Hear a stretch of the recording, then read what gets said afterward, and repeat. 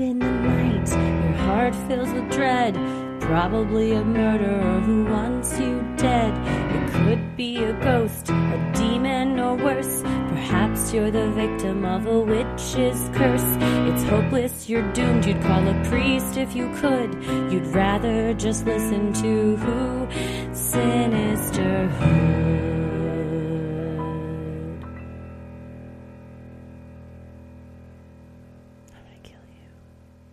Hello and welcome to another edition of Freaky Friday, where we tell your odd but true stories. It is Friday, February 14th, 2025, Valentine's Day to some. Some people don't celebrate Valentine's Day, to which I say I can offer you Phil McKinney Appreciation Day. It's my dad's birthday. Happy birthday. Thank you. Happy birthday, Papa. He's no longer with us. Happy heavenly birthday, as some say. So in honor of him, I say, watch you an old Western, watch some Seinfeld if you want, make a stranger laugh. Have a Budweiser, not Bud Light, Ooh. and crack a cold one, baby. And then let us know how that went. And then if you grew hair on your chest after that one. You'll grow a mustache like he had, for sure. But happy day to us all. There's always something to celebrate on February 14th, even if it's not Valentine's Day. But if it is, you're our sweethearts. I like doing a little Valentine's stuff with the kiddos. I got some little treats.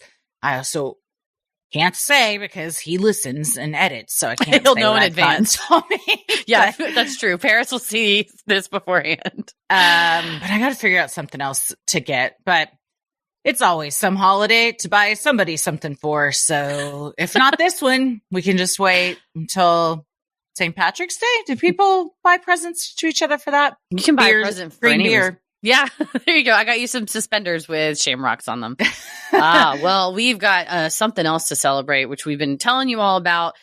In case you have not heard yet, they've now been on sale for a week as of listening to this. They are the tickets to Crime Wave at Sea. If you have ever wanted to discuss the strange and unusual with us while sipping a pina colada and possibly encountering a USO, this is where you want to be. I think that I'm hoping possibly turns into definitely if we all manifest it. Hell yeah. But that is right. We are so proud to be a part of Crime Wave at Sea 2025, a one-of-a-kind true crime festival. It's happening this November 3rd to 7th, and we can't wait. Picture this. Your favorite creators live on stage, exclusive collaborations, fan meetups, and activities designed to connect you with other true crime fans. Really, the selling point for us was that we are going to sail right through the Bermuda Triangle. When else are we going to see it? Front row seat in person by just sailing straight through it. I've done it before. So I've never been. I got to get through there. You've probably flown over it. I'm going to try to slip through dimensions. Maybe I did. Maybe that's how I got here. But you're going to reset the course. Over it and flown over it. So maybe I've slipped dimensions several times, and this is where I've ended up. Who knows? Take me back to the Obama administration dimension, please.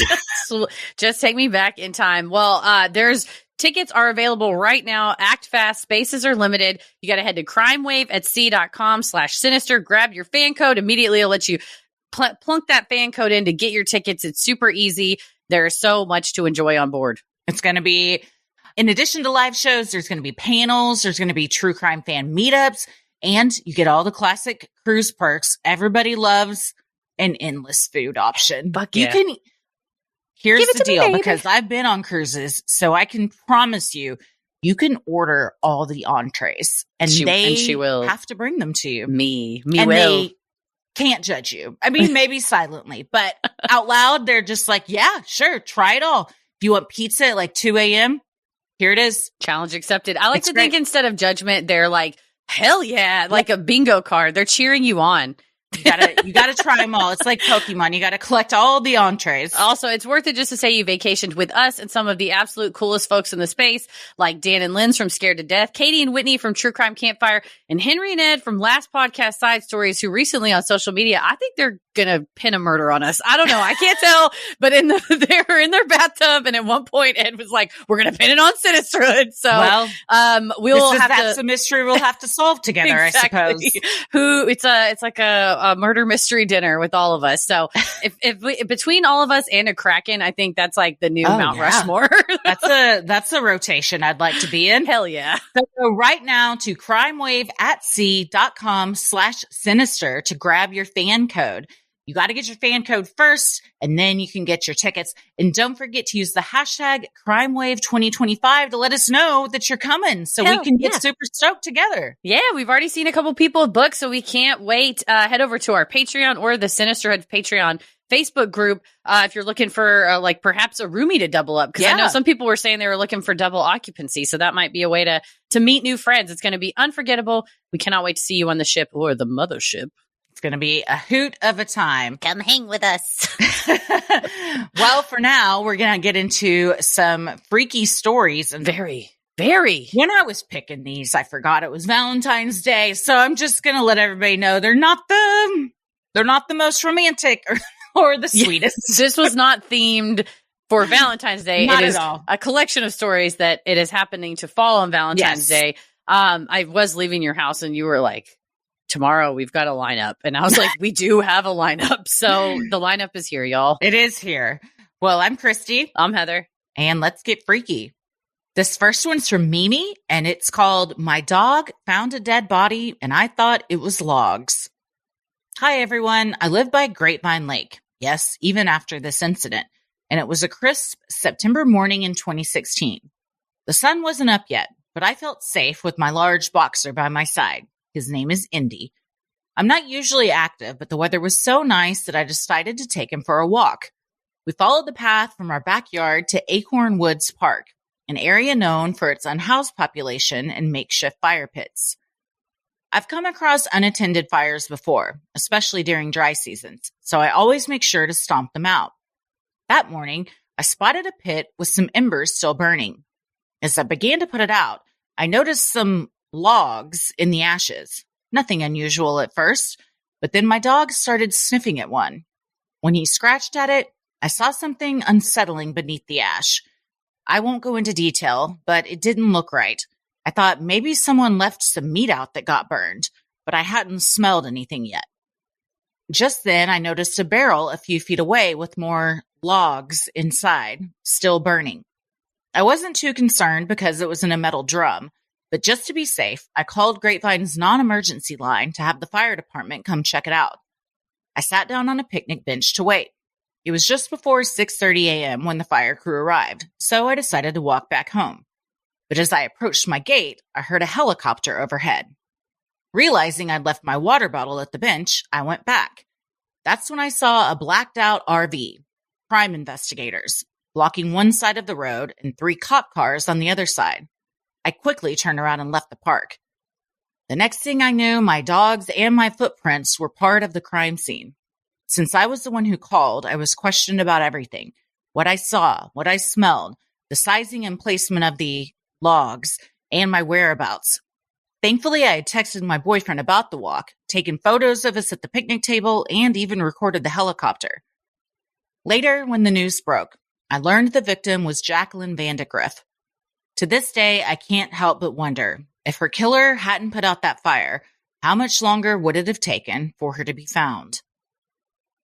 Well, this happened about 30 minutes from where we live. I used to live in Grapevine, and we might cover this case in the future because it is very close to home, and the perpetrator had been stalking his ex-girlfriend who went to my alma mater, UNT in Denton, and was banned from the campus because of his repeated stalking attempts, and was at a bar near campus when he met Jackie that night. And she was there applying for a bartending job, and he struck up a conversation with her and took her back to his house in Grapevine and then killed her and dismembered her and burned her body. And that is what Mimi and her dog stumbled upon, which is horrifying. And Mimi, this is something that take care of your own mental health too, because witnessing something like that is traumatic, very traumatic. And therapists are great at helping you work through that. That's their job. So, you know, they might get traumatized by things they hear, but that's why they have their own therapists. Exactly. It goes up and up. I've asked about on this. and on and on. Yeah, no, you're right. And especially, you know, we underestimate how a person who is tangentially related to a crime can be impacted by the crime, whether it's like family members or first responders. You know, I mean, it extends out. And when somebody is as evil and horrible as this perpetrator was, I think it's not anything to be ashamed about, that whatever small part you had in the aftermath of his crime, that you're suffering from it. You know, don't diminish what you felt in this moment, because the video of Jackie going in to, you know, get the job, something like where you have no idea that you are sitting next to a dangerous predator. And I think what this tells us as constituents of this area, you know, citizens of this area, that we need just the harshest, book throwing, most severe penalties for stalking, because the escalation from stalking to violence to femicide is just too clearly connected. I mean, we're out of Stalking Awareness Month, but every month should be Stalking Awareness Month, because so often it leads to other types of violence.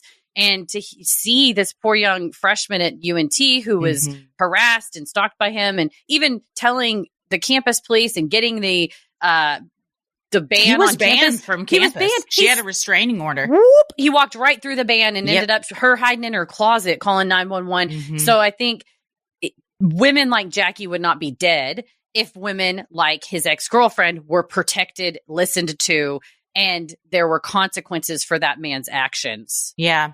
He was at a bar close to campus, not maybe even violating the restraining order, depending on how far it was. But his victim resembled his ex, which we've seen time and time again. And authorities have said they think he was on a mission that night. Yeah. And that was his mission. And he was chatting up a lot of girls at the bar. And who amongst us hasn't met somebody at a bar, hit it off, and you're like, oh, all right, let's go home. And not ever imagining this is how it would end up. So one of those, she was just in the wrong place at the wrong time. And it's so devastating for family members when it's a case like that. Like, really, like, you're like, man, if just one thing had been different maybe that day, she wouldn't have ended up there that night, you know? Right. And especially if that guy would have been fucking behind bars and not able to be 4 blocks away from his victim, who is probably cowering in her dorm room afraid. So I would be interested in covering that case, the trial, as well as digging into that guy's background, because you don't wake up 29 years old and immediately become a violent, vicious stalker. It's like you've been practicing for a minute. So he had some telltale signs for sure. Certainly. So, well, I like Christy said earlier, Mimi, like, taking care of yourself. Thank you for what you did. You know, some people might just walk by and not say anything, go, not my business, you know, but you made yourself available. You were in a position to do. We are all only capable of doing the good we can do. And you did that day. So good on you, Mimi, and take care of yourself. Yeah. And her family, as horrible as the outcome was, you gave them closure by knowing where she was, where her body was to bury. And might help getting him caught sooner and things like that. Yeah. Sinisterhood will be right back. Does anyone else struggle with health goals? I mean, it's like you want to succeed, but sometimes it's difficult to find the motivation without having support, help, and accountability, truly. Well, we are so excited to partner with Faye, because let's be real, food and nutrition can feel very overwhelming. You might not know where to start, but Faye connects you with a personal registered dietitian who provides expert science-backed guidance that's actually accessible and affordable.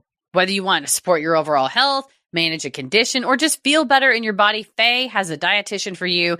And the best part, they accept insurance, over 700 plus plans, so you'll likely pay $0. That's less questionable than a gas station granola bar. And if you're tired of cookie cutter nutrition advice that doesn't consider you for who you really are, Faye dietitians work one-on-one to create a plan that fits your needs, your lifestyle, and your goals without the shame, stress, or fad diets. It's not about what you eat, but how you feel, helping you build a healthier, more positive relationship with food. And it works. 93% of Faye clients say they feel better about food and 85% reach their health goals. A third-party study found that working with a Faye dietitian led to 2.9 times better results than other programs. So if you're ready for personalized, judgment-free support, Faye's got you covered. And it's super easy to sign up. There's a huge network of dietitians you can work with. So not only can you get your insurance on there, but then also you get a pick. It's not like there's just a couple on there. They don't assign you one. You get to vet them for who you connect with the best. Truly. And working with a dietitian has helped me in the past, definitely with managing my conditions that I have as well. So it's good to have somebody that knows what the hell they're doing. Yeah. I'm always looking for someone to tell me, like, this is what you should be doing. This is what you shouldn't. And Faye does just that. Achieve lasting results with the help of a registered dietitian through Faye. Listeners of Sinisterhood can qualify to see a registered dietitian for as little as $0 by visiting FayeNutrition.com/creepy. That's Faye, F-A-Y, nutrition.com/creepy. One last time, that's FayeNutrition.com/creepy, and make sure to use our URL so they know we sent you. Well, this next one is from McKenna, and it's called Getting Away Twice. And content warning, there's mentions of sexual assault. By the time I was, let's say, 3 years old, my parents were on their way to the courthouse for, you guessed it, a divorce. My dad worked out of town most of the time, and they both cheated on each other a lot. My mom started seeing this guy. We'll call him W. She said it wasn't super serious, and she was just doing her thing, still technically married to my dad. She was 23 with 2 kids. 4 and 2 years old, with a good-ass babysitter. So, who cares? My dad and her had been talking about trying one more time before they called it quits for good. So, my mom broke things off with W. My mom took my big sister to my grandma's and me to her best friend's house. She has a daughter the same age as me. While we were gone, my mom bleached the house top to bottom, then picked me up after the fact. My sister stayed with my grandma. My mom said when she got home, I ate some, and she bathed me and put me to bed. Her bedroom was on the other side of the house. Walking into her room, she said she smelled cigarettes, which was weird because she literally just cleaned and no one ever smoked inside. W had broken in and was smoking in the bathroom. He attacked my mom, beating and raping her. He told my mom it was her or me. He took pictures of everything and left the camera for my mom. He went to jail, but got out on good behavior. He then stalked my mom at Walmart and tried to kidnap her at knife point, but she slammed his leg in the car door as hard as she could and took off running. He went to jail and, again, was let out. Sometime later, he drove a few hours north and kidnapped a girl who worked at a car dealership.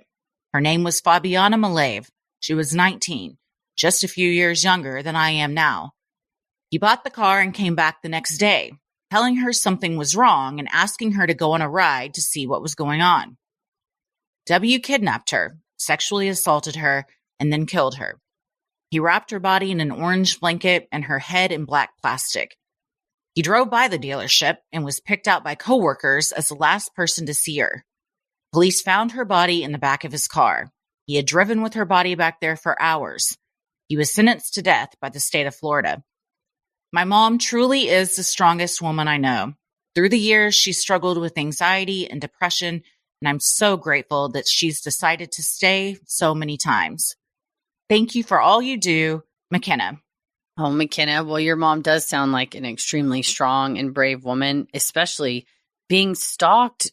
Again, a violent stalker who nobody listens. They let him out of jail and they on good behavior. Both, Jackie and Fabiana would be alive had law enforcement, the judicial system, held these monsters for as long as possible. I'm from Texas, so I'd say my gut tells me take them out back and shoot them, but that's not what we do. We live in a country of laws. But do we? Right, used to, but somebody that's shown that they are a repeat violent sex predator criminal, why are we ever letting any of these people out? You know what I mean?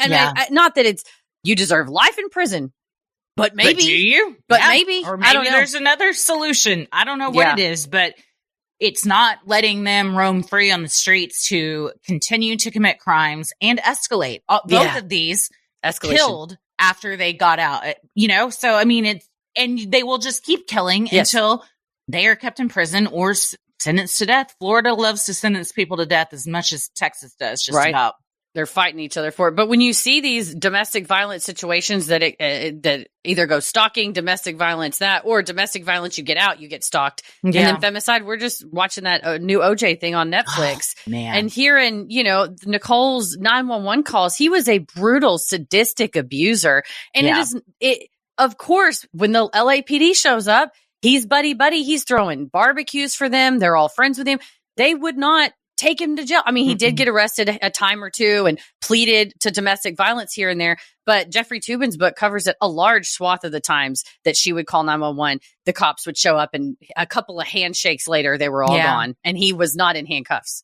No, he would turn on his charm and blame it on her. We even, in the documentary, there's an account from somebody who worked on his team that was like, we had to ask him about it when the tape came out and prosecution played the 911 tape, and he's like, how she gets when she drinks and blah, blah, blah. And the attorney at the time believed him and got real choked up talking about it because he was like, at the time I believed him. He was my client and my friend. And now like hearing these tapes and everything, like that was not the case. And I should have believed what was really going on too. Truly. And everybody in the world owes Ron Shipp an apology, which was the friend of theirs that was a former police officer who Nicole had repeatedly said, like, can you help me? He's beating me. Can you tell him to stop beating me so badly? And the fact that he went and testified and he was excoriated for it. And then in fact, I think, as a society, we should push go, no, fuck you. That guy's the hero. That's what Christopher Darden says. Yeah. In it. Like, how could anybody hate him for testifying about two people that were brutally murdered, and he's trying to help them seek justice. But instead he was vilified. He was said that he's betraying his own race. He said there are many Black people he knows that still to this day won't talk to him because of it. And OJ, he cried on the stand. OJ was like his best friend, but he said he saw those crime scene photos and was like, I also love Nicole, and I can't let somebody get away with doing this. Yeah, it breaks your heart. Like you said, especially if as a police officer, domestic violence scenarios often escalate to the murder of the victim. Oh, yeah. And what you didn't do, which was step in as much as you should have or wanted to, or maybe you couldn't, you felt like your hands were tied. And now it ended exactly like I'm sure you feared. Yeah, you're like, I can't protect you then, but I can do what I can now. So, man, it's a good docuseries, though. It has a lot of new interviews that haven't been shown before. And insight into the case too. A lot of stuff about evidence and stuff. I mean, it's only convinced me more that he did it. Not certainly. that I needed any convincing. I thought from day one he did it. Yeah. But it's, I don't know how anybody can watch these and think, I still think it might have just been somebody roaming around the neighborhood that was never caught. It's like, no, it's all the evidence is there. Please. And just listen to the 911 call of Nicole screaming for her life and the voice of what I would call a psychopath in the background. He sounds like it's terrifying. It sounds like a horror movie. Like he's been taken over by something. Yes. And they talked about he had this rage and stuff. He would kick on. And that's why he was so obsessed with this public persona. And I was like, that's a sociopath.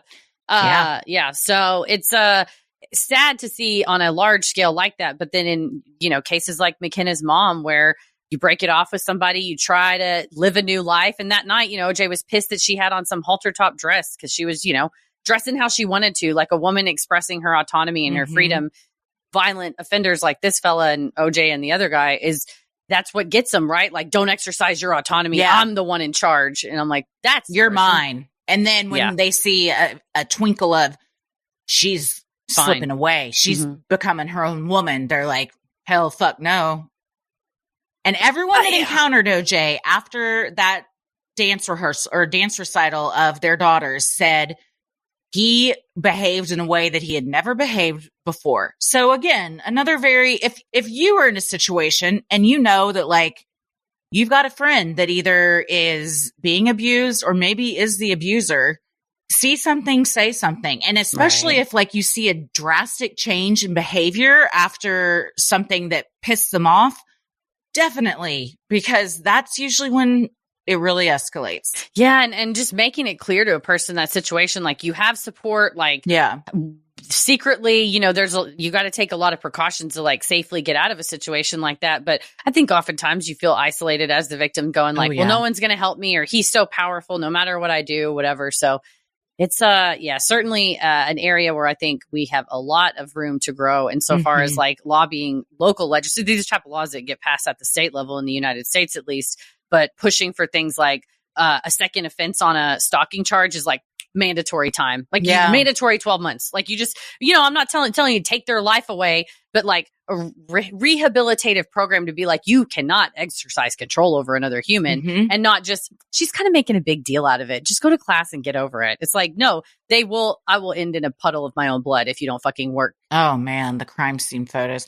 2 strike, I think makes, because twice becomes a pattern. Yeah. You've now demonstrated that you will do this multiple times. You're a repeat offender. We don't need you to do it again before and kill somebody before you're going to see prison time. And it's like the solution, and it's not what you did, it's that you did anything. The guy in the first case that killed Jackie Vandergriff, his violation of the ban from campus was like showing up with flowers. Yeah. Like, good. And shove his face in the pavement. 9-page fucking note. Yes, shove his face in the pavement and drag his ass off campus with his arms behind his back, and don't, let his leg hang out the door while you drive him to the station. You know what I mean? Just like somebody like that, he is clearly showing he is willing to not give a fuck about any kind of a restraining order. So I'll get off my soapbox now anyway, but. Well, it's so scary though, because a college campus is so big and, he was coming to her dorm and she's literally hiding in a room, but you also have to go to class. You got to walk around campus and shit. So you don't know where people are and who's watching you and who might be hiding and waiting for you. No, especially like large crowds and like big long hallways and classrooms and hiding and stuff. Yeah, it's like a horror film. And oftentimes these stalking situations are a real life horror film for the women that are in it. And it takes very serious people at whatever, like we said in our stalking awareness episodes, no matter what your job is, you probably have a way to help victims of stalking and domestic abuse. You know what I mean? And look to places like SPARC, Spark, for like training for where you work and stuff. And we've had people write in and go, I'm a mental health therapist and I didn't know any of these things. And now we did this training in my office. Thank you. So you might be able to be a lifeline for somebody. Who knows? At the very least, you'll educate yourself. Right. And know, signs to look for. And if you do encounter something like that, you'll be better prepared. For sure. Well, thank you so much, McKenna, for sending that in. And we're so glad that your mom did decide to stay, because that's a lot of trauma for someone to go through. That's a lot of trauma for you kids to go through as well. So for sure. Take care of yourself as well. Sinisterhood will be right back. Millions of Americans grind or clench their teeth at night, and most don't even know they're doing it. And I am 100% one of these people. I will wake up every morning with a pounding headache, and then I'll stretch my mouth, and I'm like, oh, there it is. There it is. Everything's tight on the jaw side. I was just like, probably because of all the dreams, just clenching my jaw all night. Well, if you have jaw pain or headaches after a night's sleep, there is a high chance you grind or clench your teeth. Teeth grinding, also known as bruxism or TMJ, is generally caused by stress, and it can cause serious damage, such as eroding away your enamel and broken teeth, which lead to expensive dental bills. For sure. But the solution to protecting your teeth is a mouth guard. But mouth guards from the dentist can cost you anywhere from $500 to $800. The good news is that there's Remy. Remy makes dental-grade, professional quality mouth guards without the painful price tag. They're up to 80% cheaper than what you'd pay at the dentist, and they don't require you to visit a dental office. All at home. Remy's process is simple. They send you an at-home impression kit to create molds of your teeth. You send those back to Remy, and Remy's dental team will make your custom-fit guards and send them right back to you. Remy's guards are so comfortable to wear that most customers forget they're even wearing them. We both did the at-home do-it-yourself kit. I actually reached out to Remy and got some help from one of their professionals. We did like a Zoom call. It was like 15 minutes because, I mean, listen, they gave us all the instructions, but Heather McKinney will manage to do something wrong. And in fact, I hadn't. So I was really glad that we were able to talk and like, I just I'm a rule follower. So it was just super easy to like talk to somebody, do them, send them in. They sent them back. I popped them in. They fit great. It could not have been easier. It's super easy. And I love not having to go to a dentist office to get something like this. Straight up. Remy is for anyone dealing with nighttime grinding, clenching, or jaw pain who wants an affordable solution to protect their smile and say goodnight to jaw pain and headaches. Head to shopremy.com/sinister and use code sinister to save up to 50%. That's 50% off at shopremi.com/sinister with code sinister. Give your teeth a break without breaking the bank with Remy. Thank you, Remy, for sponsoring this episode. Well, this next one's from Heath, and it's called Precognitive Phenomena and the Work Conference from Hell. They write, "Hey folks, long time, first time. All the praise and admiration, let's get into it. They say children have an insight into otherworldly happenings, and I think I might have been one of them. When I was younger, middle school aged, I have distinct memories of having dreams. I've always been a vivid dreamer, of events that I would see on the local news a few days later. The first one I remember is having a dream about one of those chicken trucks tipping over on the highway and chickens going everywhere. Not 3 or so days later, I was sitting in the kitchen watching the news when one of the stories was that exact scene. I remember thinking, oh my God, can I tell the future? But I was 10 or so and quickly found something else to do. The next year, I was in 6th grade, and it was 2002, the year of the DC sniper. I was near Richmond, Virginia, and we were on high alert for the white van that was being reported. Side note, our middle school was made up of several buildings, so we were told to, quote, bob and weave when walking between buildings because we were still in school even though a literal middle schooler had been shot at his school. Oh, the early 2000s. One night I went to bed and had a dream about the DC sniper shooting someone at a Ponderosa restaurant. Anyone else remember the soft serve ice cream at Ponderosa? That shit was delicious. A few days later, on October 19th, Jeffrey Hopper was shot in a parking lot near the Ponderosa Steakhouse in Ashland, Virginia. I saw this on the news and I freaked. I was initially nervous to tell my parents, but I did. Important to note here that I would sleep with the radio on because talking and music helped put me to sleep. They'd assumed I'd heard the news story in my sleep, which I guess is possible. However, my memory is that dream was several days before the actual shooting. I know there are other examples of my dreams coming true, but none as vivid as those two. I also would have experiences like being able to guess things accurately. For example, one time in 8th grade, we were doing a math activity about probability. We had a paper bag with different colored chips in it, and we had to write down how many times we pulled each color without looking. We went through the whole exercise, and I would guess the color before pulling it out of the bag, and I was right every single time. I guess that's the point of probability, but still, I freaked myself out. This leads me to the most recent time when I experienced a form of precognition. Not a dream this time, but buckle in. Content warning, this next part discusses attempted suicide and sexual assault. I'm a lawyer, and in my previous job, we had a work conference every year. It was always something we looked forward to because the conference part was usually only about 3 days long, and the rest of the week was basically vacation. I was packing up the car and had this intense and physical pain of anxiety in my chest and my gut. I've felt anxiety before, but this was a whole different level. I kept thinking, what am I so anxious about? But my body just kept telling me, don't go. Up until this point, I had absolutely no indication that this would be a bad trip, but I could not shake it. However, I ignored it. Side note, my wife blames this next series of events on the fact that I almost burnt down our house the weekend before by turning on the stove to boil my Diva cup and quickly forgetting about it. Did you know that silicone can catch on fire? Everything was fine, but the Diva cup was not. There's still spots of ash on the ceiling. The drive down there was fine, no issues. That did not last for long. The first night, we were all kind of expected to go to an office party at one of the hotels. Well, all of the office elders took this party as their time to get absolutely shit-faced. And long story short, a group of lawyers were being escorted out of the hotel by security because it was 2 a.m. and they were still bumping to ushers. Yeah. The next day is when the classes started. I've been to this conference before, and usually it's just a couple hours about different evidence topics, case updates, etc. Well, for some reason this year, the organizers decided to hire a group of Mormons for some reason to come talk about litigating sexual assault cases. On the face of that, you'd think, oh, this might be helpful. I'll spare all the details, but I got up and left when there was a slide up during the presentation that stated, how many drinks does a woman need to have before it's okay to rape her? I wish I was kidding.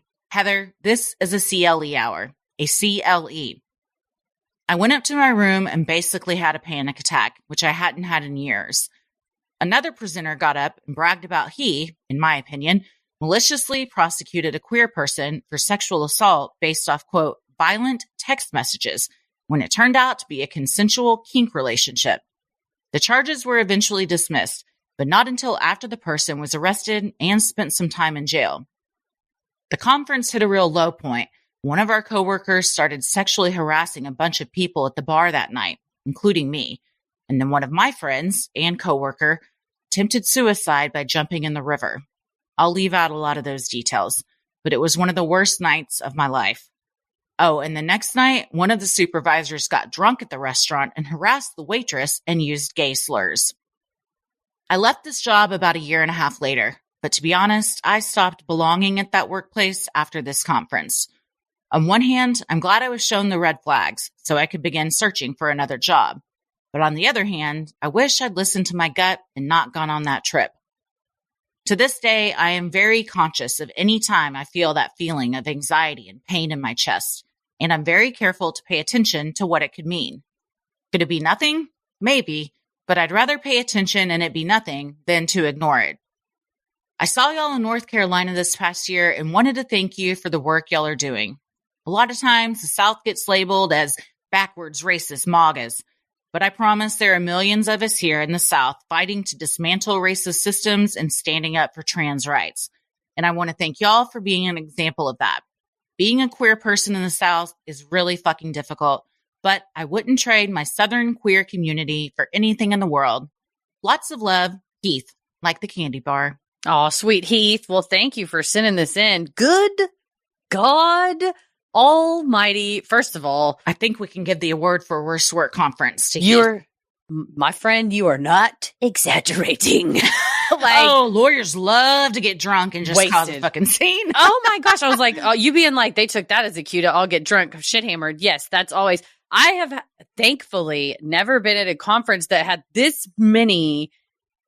It's like problems at one after the other. Yes. Just harassment. Not to mention, your coworker jumped in the river and everybody getting harassed. Not to mention the presenters not asking the questions nobody needs to ask. And the answer is never, ever. It doesn't matter what they drink. The answer is zero because it's illegal and no one's ever allowed to do that.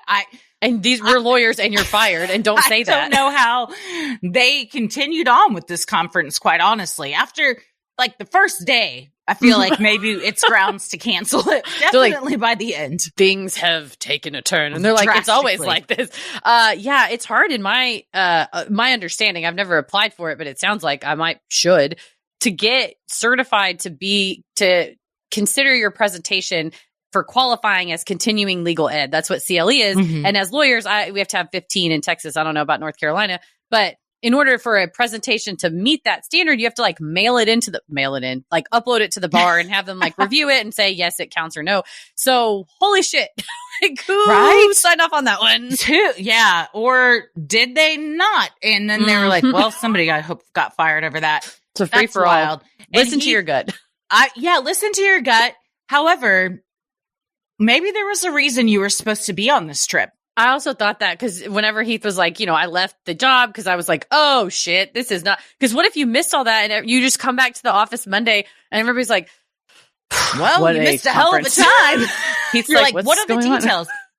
I don't know. It was just a regular work conference. It's how they always go. And you're like, oh, what was that like? And they're like, well, so-and-so jumped in the river. So-and-so harassed this person. And you're like, that's how they always go. Yeah. So then I need to fucking quit. But I think definitely work on like meditation or like centering or something. Maybe the more you spend quietly introspecting, you're going to start getting some visions for the future. I fully relate to vivid dreams and also being able to predict stuff. And I don't know. I've just kind of always been like that. And I don't know if it's just coincidence or something more, but I've dreamt stuff that happened several times. I've talked about dreaming about the horse going down at the Kentucky Derby, which was just such like a random thing to dream about. I can predict stuff a lot. Ella will be like, how did you know that was the answer? And I'm like, I don't know, just gut intuition. No, it makes me think of, what was it when, and like Michael Scott was moving places and they're like, just follow him. Don't ask how. Don't ask how he knows. Don't ask how it's happening. No, there's times like at work, guys, with business decisions, and you'll be like, I don't know, in my gut, it's a no for me, but and I'm like, she said no. Or you'd be like, I think this is going to end up like XYZ. And we're like, yeah, maybe, I don't know. And then like weeks later, a headline will come out and I'll just message the chat and I'm like, you did it again.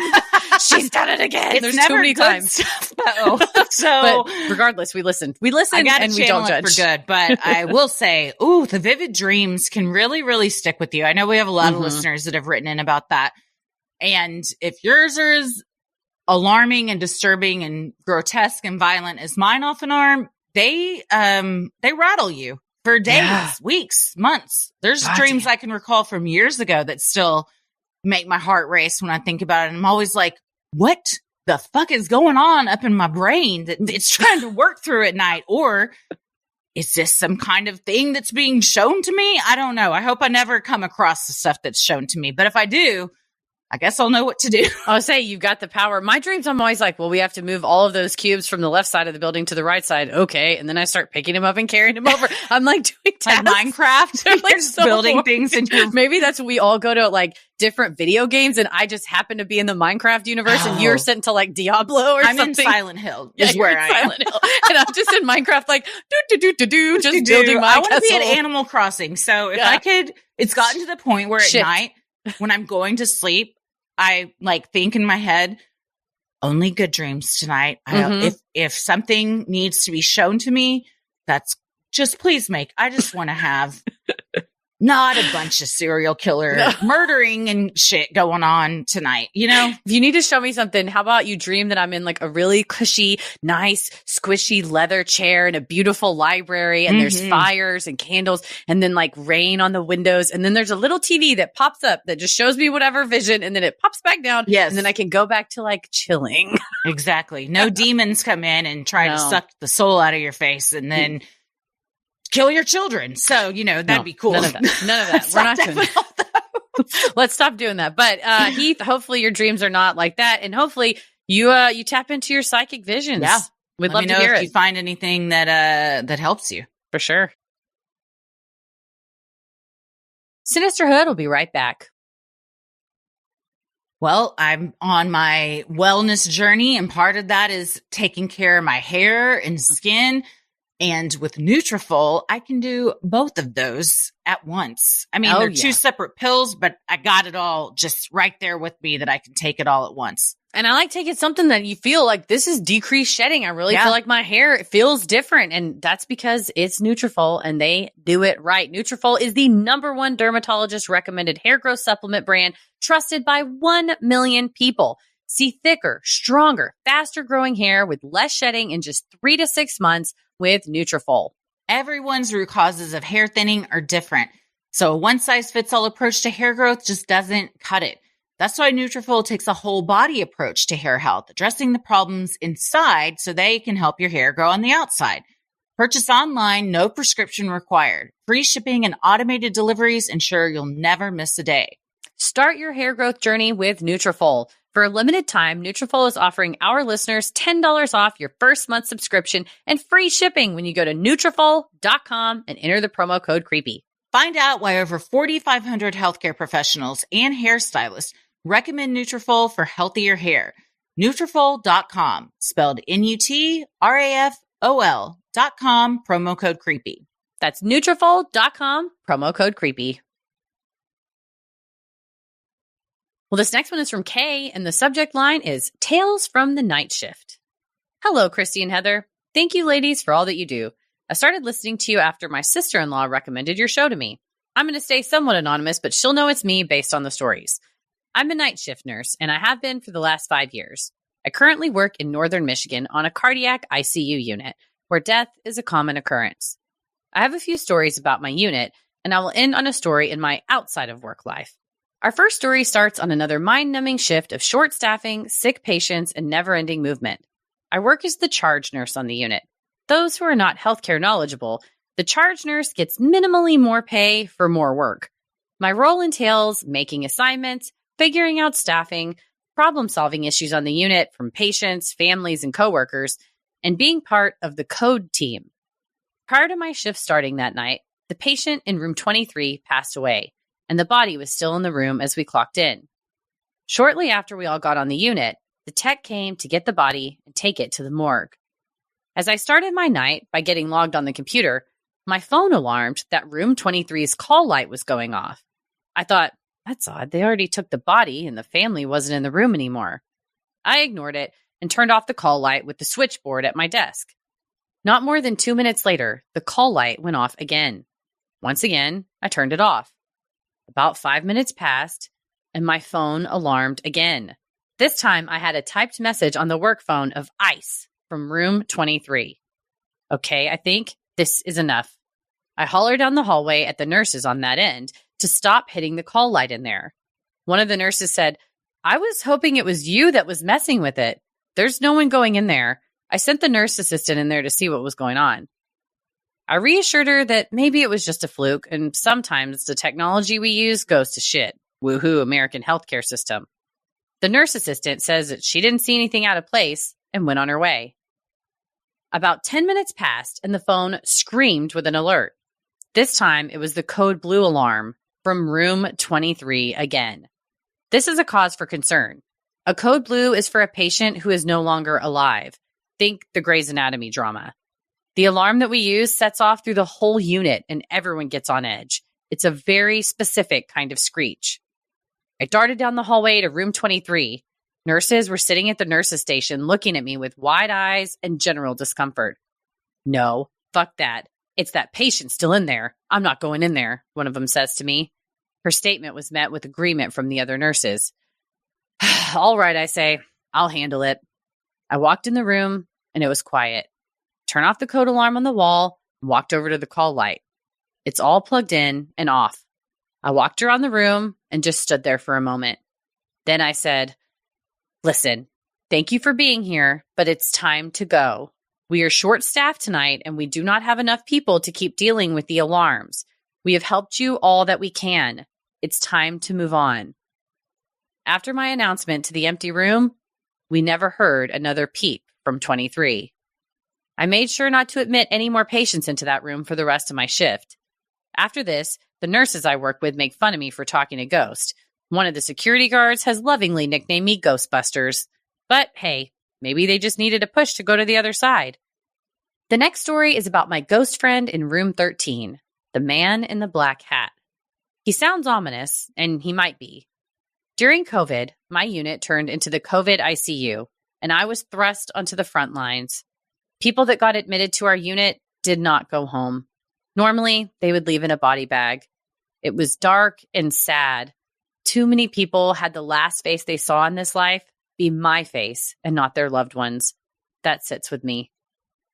During this time, I noticed a pattern from the patients admitted to room 13. They would ask who the man in the black hat was and would pass away shortly after. He would stand in the corner, wore a big black hat, and was tall. One patient described it like a top hat. Sadly, I knew once he came to visit, my patient's time on Earth was coming to an end. I'm not the only nurse who had patients in the room to see him. There's a few nurses I work with that have eerie stories related to the man in the black hat. He is an omen, and it gives us enough heads up to start to hit the alarm bells that shit is about to go south. Now that we've moved past COVID times, I think the man is still a resident in room 13. So, me, being the shithead that I am, go into room 13 when it's empty to fart. I joke that it's to assert my dominance over him, as if to say, I fought in your general direction. Not today, fuckhead. I will end this on my own experience with death outside of work. The dying process can actually be a restful and peaceful experience, which is not my usual experience. I used to care for my great-grandma. She was 94 years old and was in hospice. Fun fact, you do not have to be on death's door to be in hospice. Great-grandma's goals were, if I get sick, let me pass it home. I can respect a gal who has a plan. She lost my great-grandpa almost 10 years prior, and she was ready to see him. I visited her before a quick vacation to see a friend in Florida, and we had a normal visit. The night before I was to come home, I got a call from the hospice nurse and my Grandma C that great-grandma had taken a turn. I called my now husband, just boyfriend at the time, to go check on her, and he confirmed that, yep, she was going to see great-grandpa soon. I got back home, and my dad ended up coming up north to where I live to help out. We took shifts looking after her, reading to her. I like to read from great-grandpa's self-published book about his life to her. Great-grandpa was a very interesting man. He was a part of Title IX being implemented in the state of Michigan. We love a good feminist before he even had daughters or granddaughters to benefit from it. Mostly, I read the chapter on their honeymoon, where they had strawberry shortcake and champagne at the Drake Hotel in Chicago. I asked her what she was going to do or say with great-grandpa when she saw him again, and she said, "Dance. We will finally dance together again." When I tell you I sobbed, I sobbed. I'm starting to cry as I write it out. This was my last conversation with her before she was no longer verbal. February 1st, 2022 was a gray and kind of shit day out. Typical Midwest gloomy and snowy day. My dad came to her apartment as well as my now husband to do a shift change so I could eat and change my clothes. We sat around just talking in her room. Suddenly, the sunshine came flooding in, this huge, warm yellow hue over the room. It was at this time that great-grandma took her last breath. My dad and I went to her side and just watched and listened. The sun left the room shortly after I pronounced her. I looked at my dad and said, "Well, think that was Grandpa coming to get her." That last story put a different perspective in my mind about death. I watch people pass in the hospital all the time, where not every death is dignified or peaceful. It helped with my heavy burnout and growing anxiety that I've been experiencing after COVID. Therapy is good, man. It does good things. Ladies, I appreciate you both. It feels great just to type out my stories, even if they don't make it to air. Thanks for being the voices in my headphones while I go about my life. And to my healthcare friends, I see you, and I hope you're getting on all right. The past several years have been brutal. Take your days off, go to therapy, and be kind to yourself.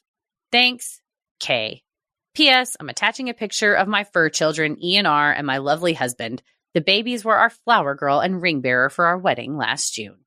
Oh, babies. 2 sweet old golden retrievers. They look like, oh, so sweet. And y'all look beautiful too. Well, thank you for the kind words. Thank you to everyone always for the kind words. Man, you're not wrong. Healthcare workers in COVID, my hat's off. I don't know how y'all did it, but you make a very good point that the burnout's real and you got to take care of yourself. You know, you see a lot of stuff that it's best to unpack with somebody. Get that out of you.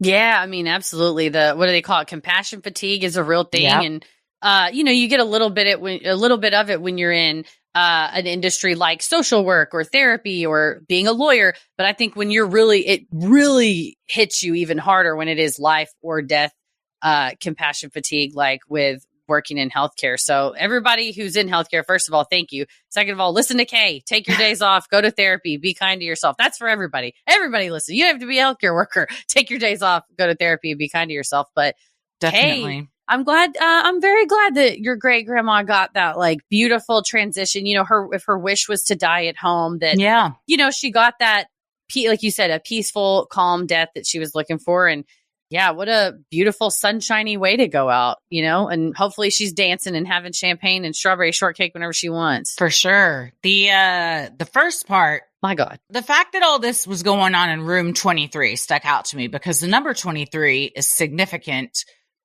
in the occult or more spooky side of things. There was the movie with Jim Carrey. That's room right. 23, but it's I just Googled it because I was like, I got to have a succinct explanation of this. It says the association of the number 23 with being sinister primarily stems from its connection to the occult and numerology, where 23 is often considered a devil's number due to its link with the number 6, which is associated with the mark of the beast in some interpretation of the Bible. Well, 23 is significant in numerology. Jim Carrey was in that movie. Oh, yeah. The Room 23. It's often reduced to 5, 2 plus 3, which can be interpreted as a number of change, disruption, and sometimes negativity, depending on the context. So change, disruption, crossing over would be one of those things. And maybe you're just like, I'm trying to get some fucking ice in here. Yeah. Can somebody listen to me for a second? I'm thirsty. Also, I love that you fart at the man with the black hat in his general direction. He's like, for sure. I'm just trying to do my job. I am a shepherd to lead people to the other side. And I am being lambasted with air biscuits. I didn't need any of this. That is interesting that so many people see that. Mm-hmm. Hat Man, the Grim Reaper, all those things come to mind. The number 23 also said it's been popularized in media and pop culture because it's usually signifies something ominous or supernatural. And then the other room, all the stuff was happening was 13. That's right. It's where the Hat Man is. So we got two interesting numbers that are associated with spooky, sinister type stuff. They are. Whenever you have a job like we work from home, so any room can work for this. But when you have a place like this, you got to have a farting room. So what better place to pick than 13? First of all, it's just fun to go in there, but also maybe you're doing a public service. Who knows? He's like, I can't. Maybe he's moved rooms. I'm going to room 14. Goodbye. Well, thank you, Kay, for all you do and for writing all that out and sharing with us. Sinisterhood will be right back. Hosted by siblings Zandy and Christine, Beach Too Sandy, Water Too Wet features dramatic readings of one-star reviews written by people who just need the world to know what they think. Whether it's a bar's no throw-up policy, a nude beach with too much nudity, or a guidance counselor's fashion sense, these reviewers complain about it all. Prepare for equal amounts of laughter and eye-rolling as these hilarious siblings delve into the cesspools of Yelp, TripAdvisor, and other review sites to find you the best of the worst. And Zandy and Christine are hilarious. They're so much fun to listen to, and this show gets It's such a good concept. It's so good. I love reading bad reviews where people are super passionate about something that they shouldn't be. Yeah. But I love even more having two funny people read them and then talk to me about it. Oh, for sure. And they always find the wildest reviews. So find Beach Too Sandy, Water Too Wet on Spotify, Apple Podcast, or wherever you get your podcasts. The next one is from Eve, and the subject line is knock, knock, knock. Hey guys, love your show and sorry if this is long. Let's get into it. So I'm from Bristol, England, and currently go to the University of Oxford. The story starts a couple years ago when me and my current partner were doing the whole friends with benefits thing because we were both scared of commitment, etc., etc. I traveled down to see them as they attended the University of West of England, which is shortened to UWE.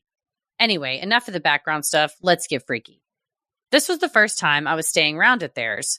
I never had before because honestly, the rooms kind of creeped me out, and for good reason.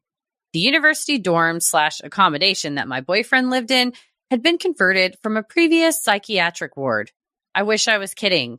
If you want to look it up, it's Glenside campus, and it first opened as an asylum in 1861. The ceilings were insanely high, and everywhere just felt slightly cold and sinister. Definitely not the vibe when you're two fresh adults looking for some casual fun. The morning after I had stayed over, he had classes from 9 a.m. till pretty much late afternoon, but said I could stay as long as I wanted, which I did. I've never been a morning person, and honestly, the bed was comfy enough.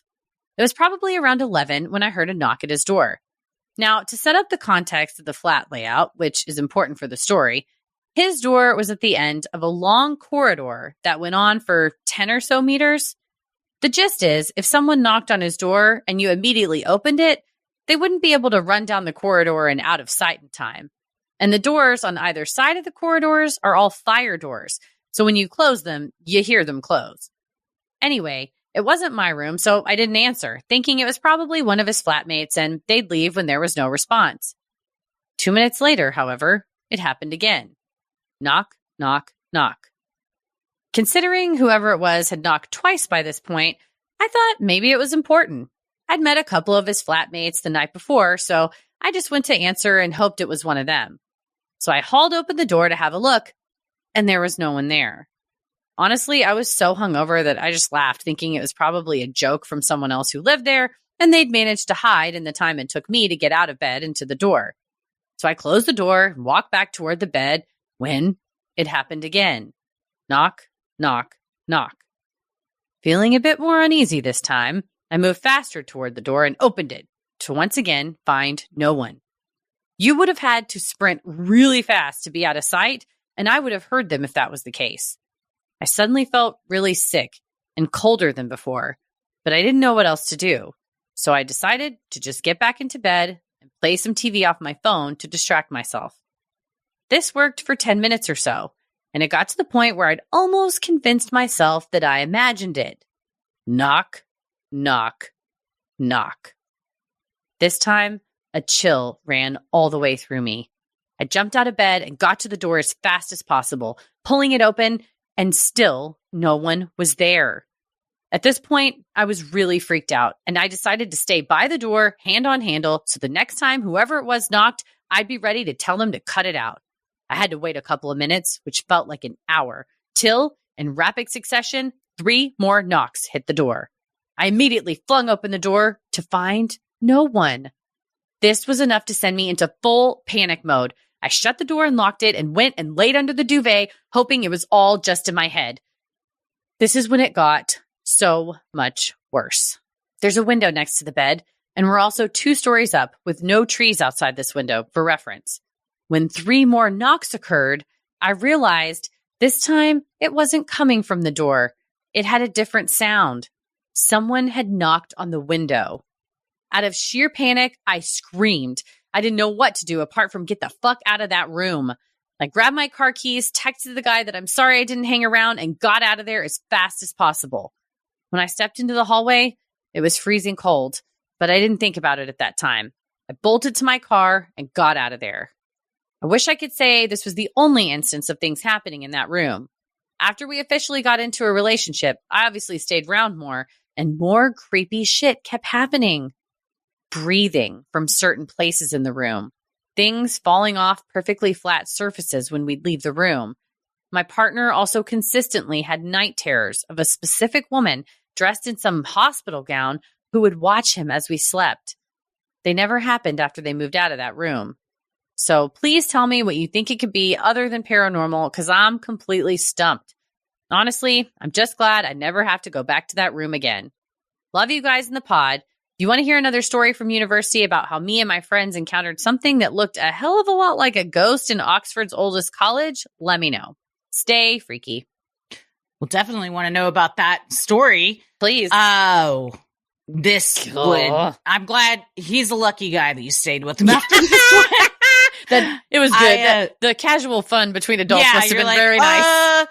I did look up the Glenside campus, and what a history this building that looks 100% haunted has. It 1844.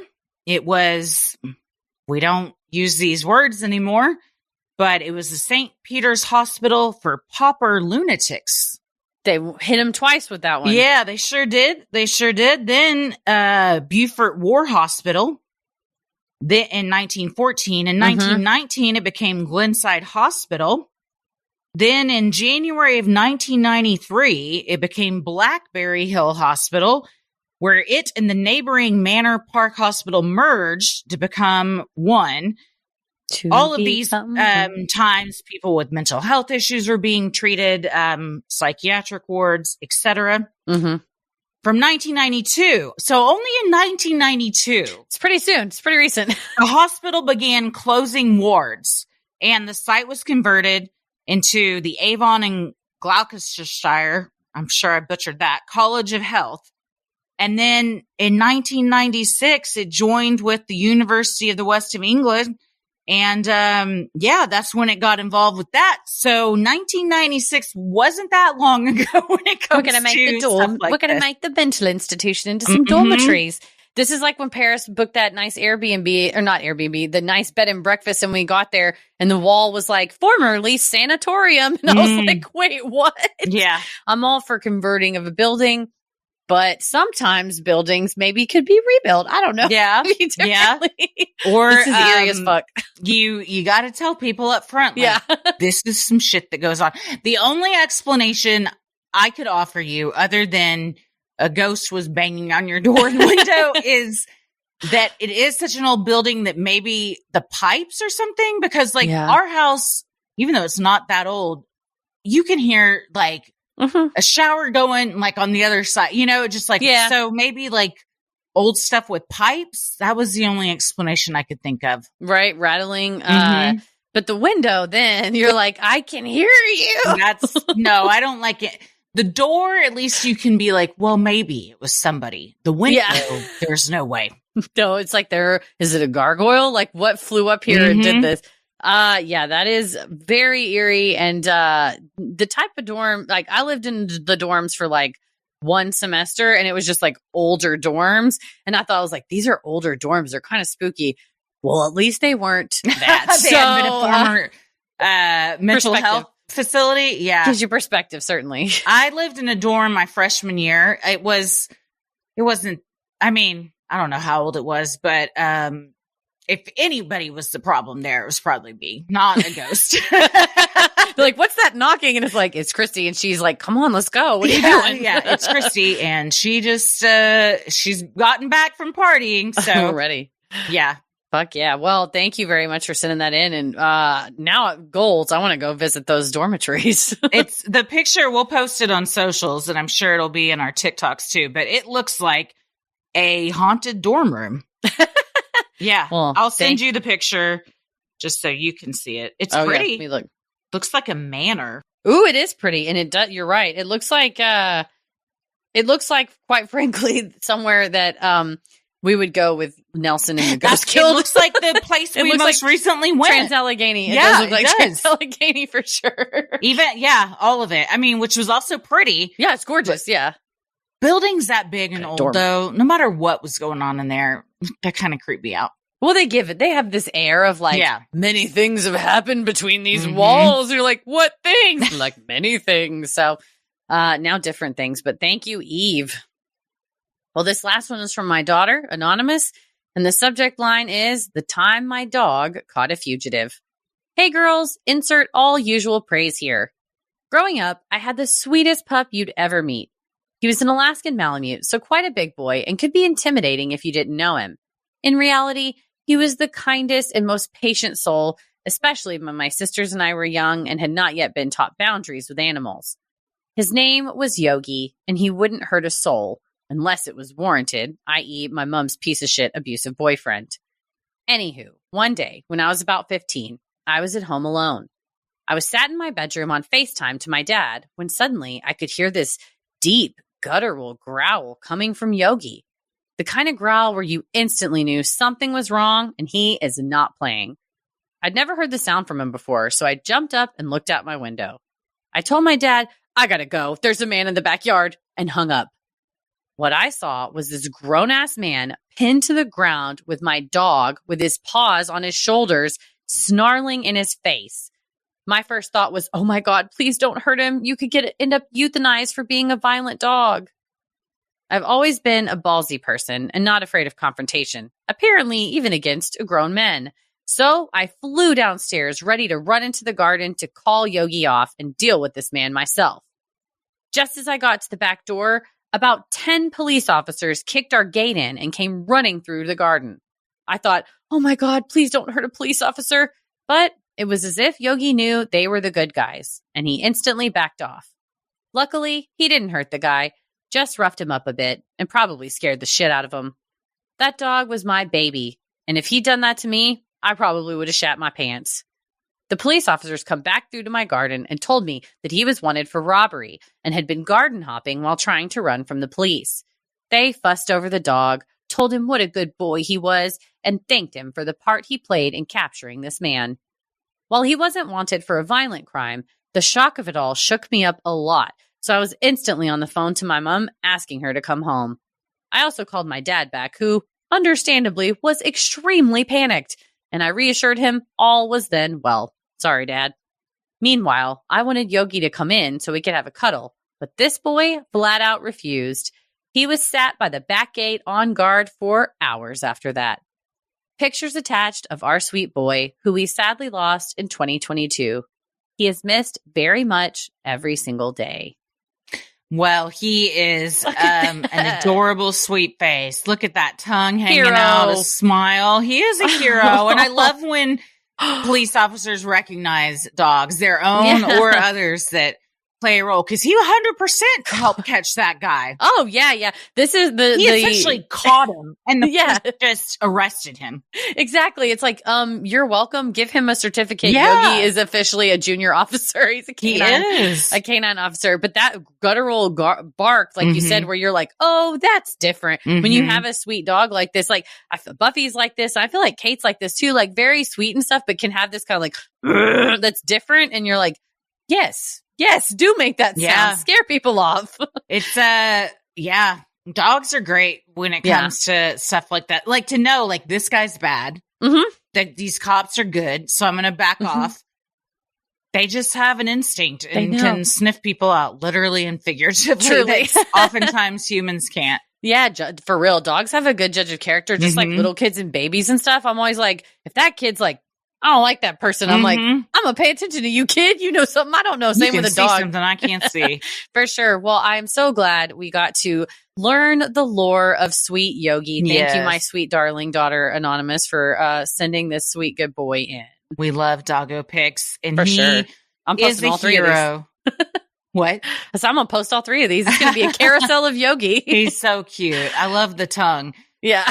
Well, thank you so much for sending that in. And thank you to everyone who sent in your Freaky Friday stories. If you have an odd but true story, maybe you've encountered Bigfoot, you've seen a UFO, you had a brush with true crime, or you felt the presence of an otherworldly being, send them in at sinisterhood.com/Freaky Friday. And don't forget to head over to sinisterhood.com/scary to send us your weird, scary, hilarious videos so we can react live. We're talking the best polls from your TikTok FYP, clips from your local public access channel, some like weird training video that you saw at work that you're like, Heather and Christy got to see this shit.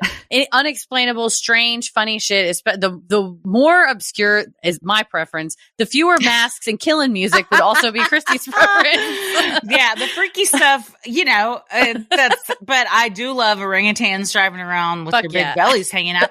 I'll watch some creepy stuff too.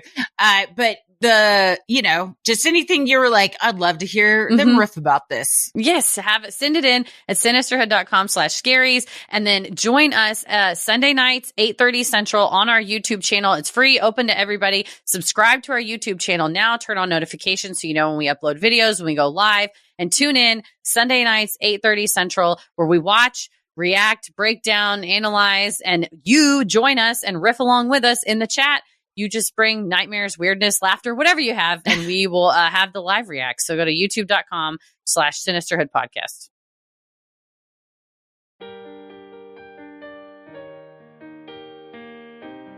If you like our free episodes, you'll love our Patreon bonus content. You can join for free to see what we're up to next, or dive into over 1,000 hours of segments like True Crime Headlines, where, probably self-explanatory, we discuss true crime that is in the headlines.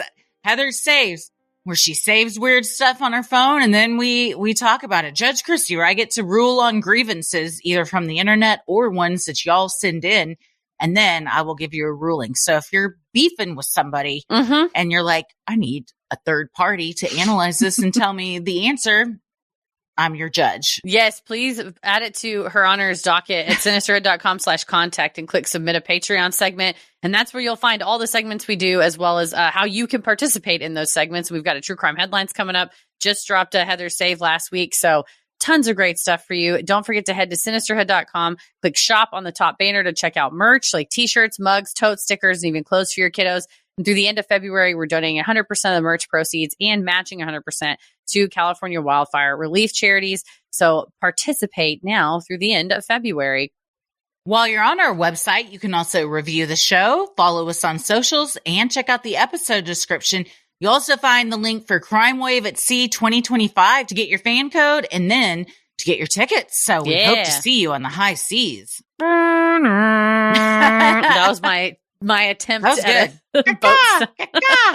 I'm so pelican. I'm on the boat with you. That's the aliens. You can follow us on Instagram and Threads at Sinisterhood Pod. Like us on Facebook at Sinisterhood. Like we said, Sunday Scary. Subscribe. Watch Wednesday episodes of the show on YouTube. Watch clips of the show on TikTok. And head over to cameo.com/Sinisterhood to order your custom video shout-outs. Happy birthday. Happy St. Patrick's Day.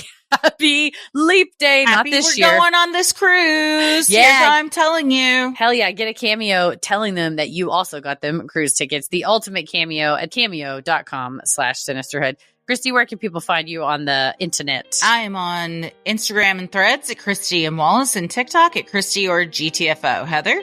I'm on the internet at Heather versus the world.